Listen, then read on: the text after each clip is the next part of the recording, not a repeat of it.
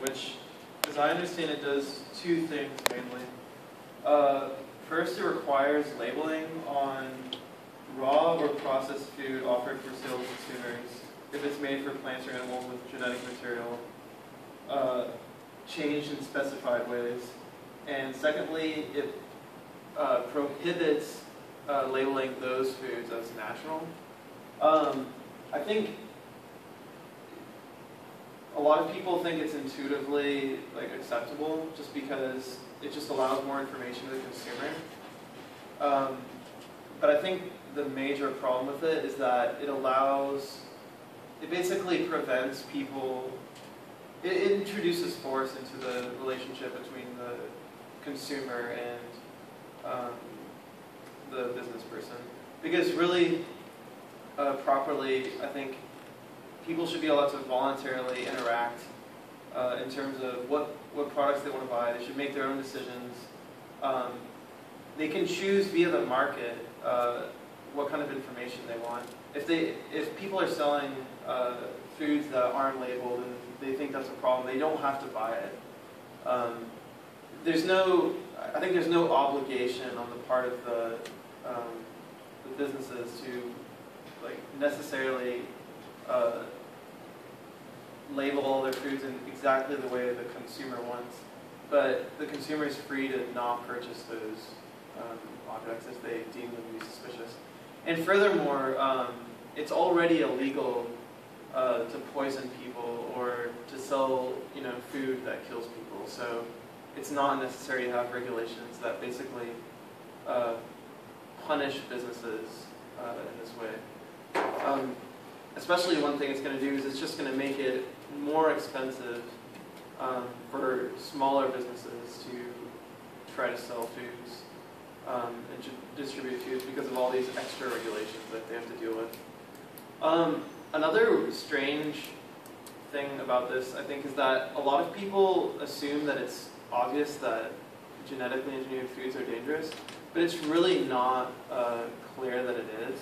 There's not that much research one way or another, but what is clear is that genetically engineered foods have made it possible for farmers to produce food on a much wider scale and for a much lower cost. I think 90%, I was looking at some of these statistics, 90% of maize is produced via genetic engineering in the United States. So if you start doing things that make it more difficult or more expensive to do this process, you're just kind of making the whole industry more expensive and less efficient, raising prices of products. So I think you should vote against it. Is ultimately my. Does anybody have any questions? One thing I've heard about it too is that. Oh yeah, and one more thing. Good. Another thing is that the vagueness of the way it talks about the term natural is that it implies that the state gets to decide what counts as a natural food, and I think that's also just a dangerous precedent, because then they can keep doing sort of regulations that determine what kind of foods are best for us. And I think that's just really not the right way to go. That's not a proper function of government. What do you think of the argument that the consumers can't vote for a product on the market unless they have full information and without the labeling provisions of the bill that they can't make the choice for or against? If people don't, well, there are two things to say, I think. First, I think in a free society, where the government doesn't have this sort of weird monopoly on saying what kinds of foods are good, like the FDA and things like that, and regulations like this, I think private organizations would arise that would help create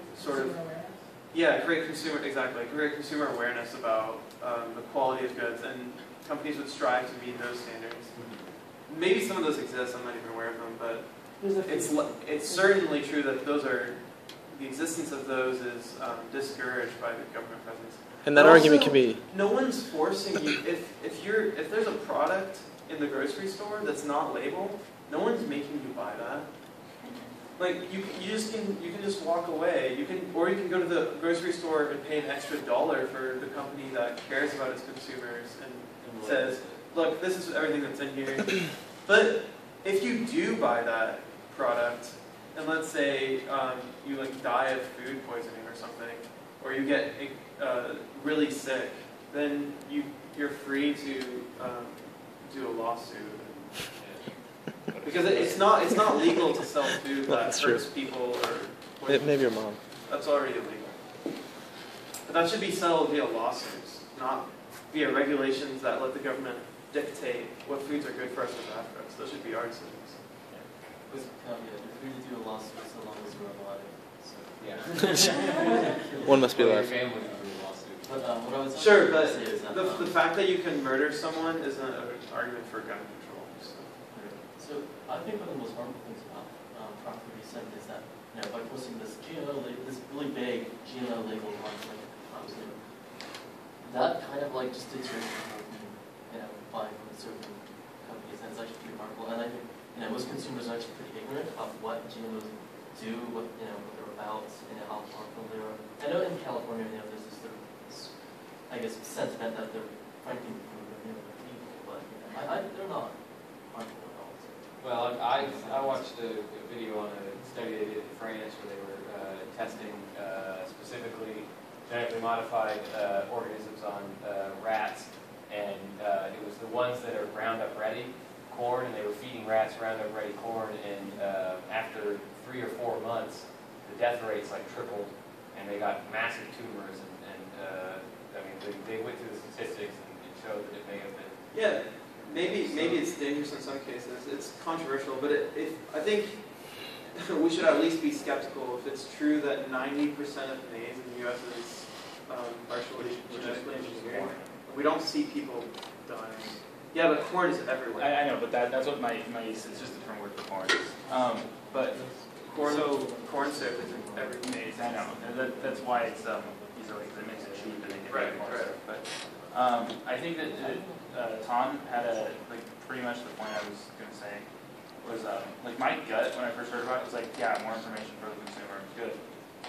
However, I'm uncertain, like the research is kind of in its infant stages right now, so putting a label on something kind of makes that implicit, this is dangerous for you, don't buy it, when I think that there needs to be more research. Plus, I read an article somewhere that said that perhaps if you're going about this GMO labeling, there are certain things that make GMOs like worth labeling, like heat resistance and things like that.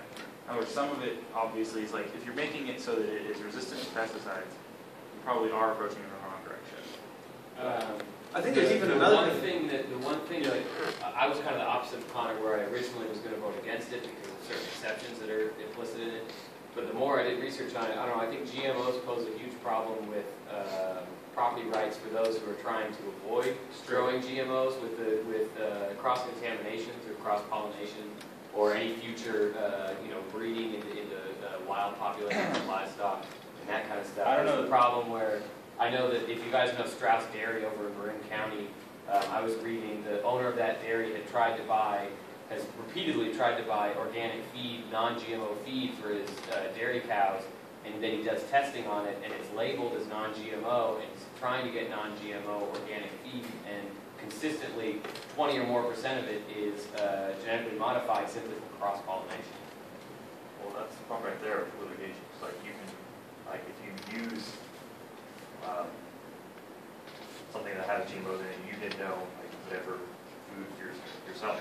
Well, now you suddenly become liable for litigation. And that's the point that I wanted to make. It's a big target for like sort of ambulance chaser lawyers who become kind of like legal assassins in a sense, where they can go after these cases and really screw probably mostly small farmers and organizations that otherwise were just trying to do good business. I think the small farmer argument doesn't pan out because it's not really the small farmers who do the labeling. It's the food processing companies. So it's going to be the giants like Procter and Gamble that would who are basically already are However, the There are, victims of the local, there are administration. definitely local farms. in the wider Labels. argument and issue of this kind of stuff, it does pose a problem because Monsanto will consistently try to sue people for using their like patented genes in places because they cross-pollinated somehow. And now this little small farmer has like these crops that are growing their GMO. This conversation is kind of maybe not for it anymore, but I still think that there's a huge problem with people who are trying to avoid GMO and are trying to grow non-GMO crops.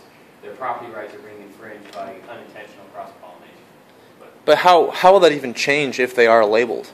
I mean, the wind moves the crops. It's not like labeling is going to change the way the wind moves. That's true, but I feel like right now there's kind of a monopoly over the agriculture market by companies like Monsanto and DOW that are trying to push these crops and Peculiar monopolize the that market. Monsanto is one of the largest contributors to And Yeah, to no on DOW 37. is second. Yeah, that's true. I mean, that's a good point. Well, what about the copyrights of those who want to try GMO crops and see? That's true.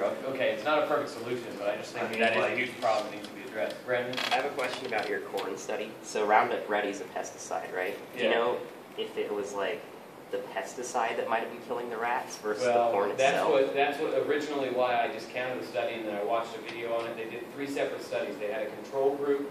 They had a group that was fed purely the genetically modified stuff. So what Roundup Ready is it's genetically modified corn. I don't know where the other genes came from, but you can plant your corn and then douse your field in Roundup, and the corn won't die, and it'll kill off all the weeds. Yeah, and So it's beneficial there in isn't that actually respect. Roundup in the gene.